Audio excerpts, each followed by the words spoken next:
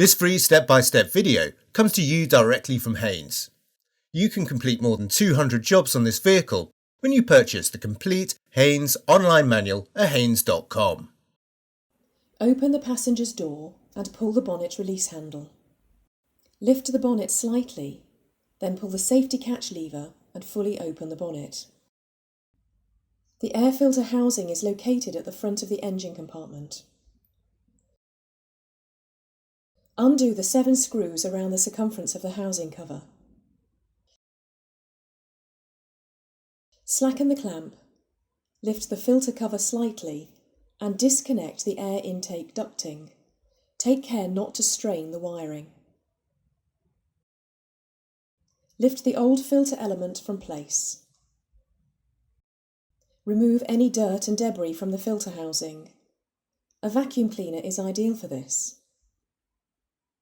Locate the new filter element in the housing with the rubber seal uppermost.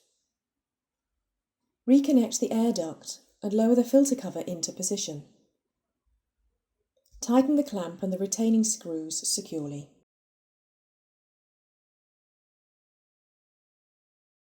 Close the bonnet firmly and check it's secure.